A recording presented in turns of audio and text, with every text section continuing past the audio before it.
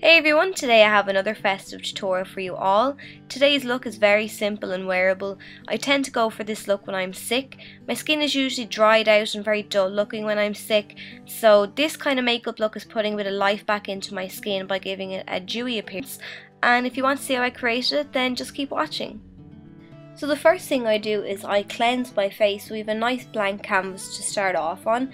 Then I take my face primer and I apply this all over the skin, and this acts as a base to my makeup and helps it last all day long.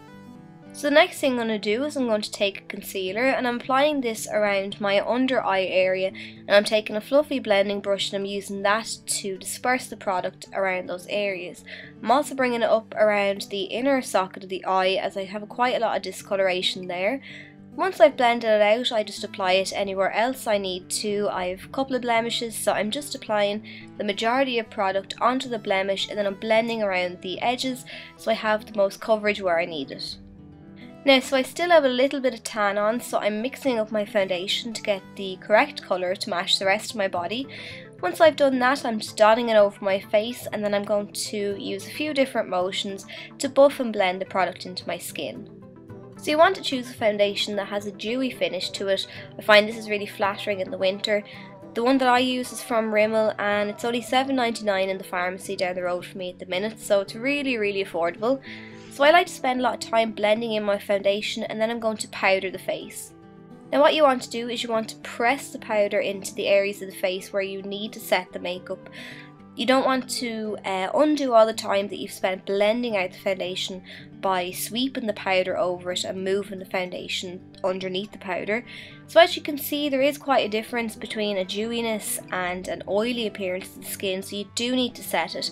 Now I have quite a dry T-zone, so I'm really lightly dusting the powder over that area. So once we have set our liquid foundation, we can then move on to our powder products. So I'm using this sleek contour kit and I'm just defining my cheekbones. So I'm drawing a line of the bronzer down to the hollows of my cheeks.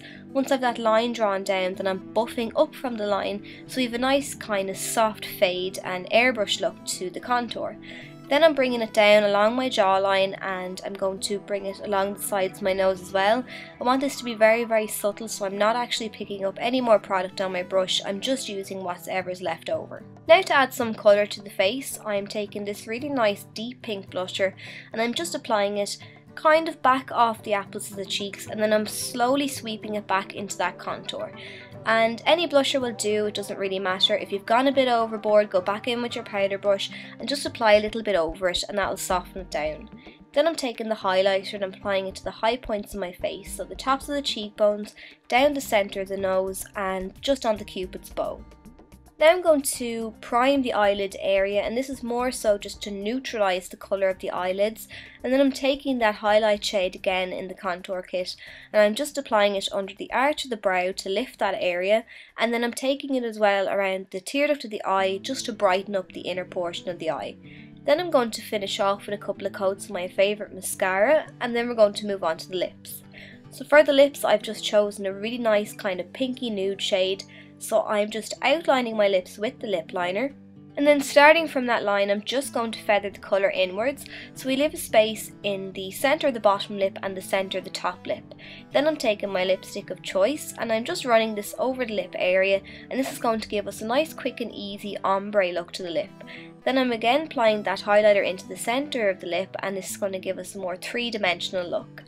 So that's the finished makeup look. I hope you enjoyed this quick and easy tutorial, and I'll see you all in my next video.